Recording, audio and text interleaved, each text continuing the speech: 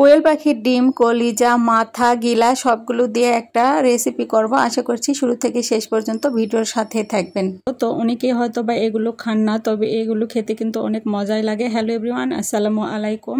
তো এখানে আমি প্রথমে পেঁয়াজ কুচি দিয়েছি, তারপর পেঁয়াজ কুচিটা একটু ভেজে নিয়েছি। এরপর এখন আমি এখানে এক এক করে মশলাগুলো দিয়ে দিব। তো প্রথমে এখানে আমি দিয়ে দিব গোটা মশলা। গোটা মশলা দিয়ে রান্নাটা করলে কিন্তু ভালো লাগে। প্রথমে দারুচিনি দিয়ে দিলাম, এরপর আমি কয়েকটা গোলমরিচ, লবঙ্গ এবং সাদা এলাচ দিয়ে দিলাম। তারপর আমি এগুলো সুন্দর করে ভেজে নিব। আর এখানে এখন একটা তেজপাতা ছিঁড়ে দিয়ে দিব। তো এই রান্নাটাতে কিন্তু এভাবে গোটা মশলা দিয়ে রান্না করলে খেতে ভীষণ ভালো লাগে। রান্না তো অনেকেই জানেন, তবে এক একজনের রান্নার সিস্টেম কিন্তু এক এক রকম। তো আমি কিন্তু এভাবে রান্না করি। এরপর আমি দিয়ে দিলাম হলুদ, তারপর দিয়ে দিলাম মরিচের গুঁড়া, আর এরপর দিয়ে দিব জিরা গুঁড়া।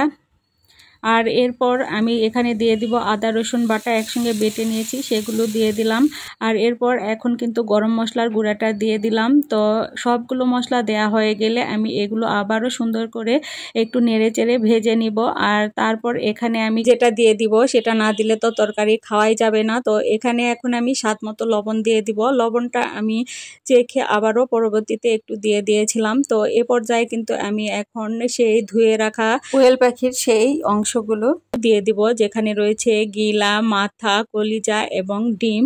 তো সবগুলো কিন্তু আমি এখন এখানে দিয়ে দিলাম। আর মশলার সঙ্গে এগুলো এখন খুব ভালোভাবে নেড়ে চেড়ে কষিয়ে নিব। আসলে যে রান্নাটাই করুন না কেন, মশলাটা যদি খুব ভালোভাবে কষিয়ে নেওয়া হয় তাহলে কিন্তু রান্নাটা খেতে অনেক ভালো লাগে। তো আমি বেশ কিছুক্ষণ ধরে কিন্তু এগুলো নেড়ে চেড়ে খুব ভালোভাবে মশলার সাথে কষিয়ে নিয়েছি। আর এ পর্যায়ে কিন্তু আমার এগুলো কষানো হয়ে গিয়েছে এবং তেল ছেড়ে এসেছে। সেই সময় কিন্তু আমি এখানে পানি দিয়ে দিব পরিমাণ মতো। তো এগুলো যেহেতু কোয়েল পাখির ডিম, মাথা, কলিজা আর গিলা, এখানে খুব বেশিও পানি লাগবে না। তবে আমি যা দিয়েছি তারপর আরও একটু পানি দিতে হবে। তো সেই পানিটাই কিন্তু আমি এখানে দিয়ে দিলাম। তারপর আমি নেড়ে চেড়ে এই রান্নাটা কিন্তু করে নিব। এখন এখানে ঢাকনা দিয়ে খুব ভালোভাবে ঢেকে দিব আর বেশ কিছুক্ষণ ধরে এই রান্নাটা করে নিব।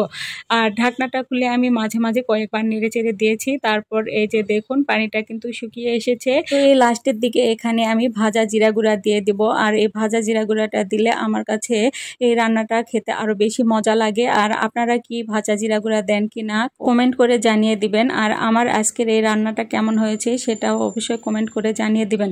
তো আমি এ পর্যায়ে কিন্তু এই চুলাটা এখন অফ করে দিব। তো গ্যাসের ফ্লেমটা অফ করে দেওয়ার আগে আর মাত্র 1 মিনিটের মতো আমি কিন্তু এটা রান্না করে নিয়েছি, তারপর চুলাটা অফ করে দিয়েছি। আর এ পর্যায়ে দেখুন রান্নাটার লুক। তো এই ছিল আজকের রেসিপি। আজকের রেসিপিটি আপনাদের কাছে কেমন লেগেছে অবশ্যই কমেন্ট করে জানাবেন। যদি ভালো লেগে থাকে তাহলে লাইক, কমেন্ট অ্যান্ড শেয়ার করে পাশে থাকবেন। যেখান থেকে দেখছেন ভালো থাকবেন, সুস্থ থাকবেন সবাই। ভিডিওর সাথে থাকার জন্য সবাইকে অসংখ্য ধন্যবাদ।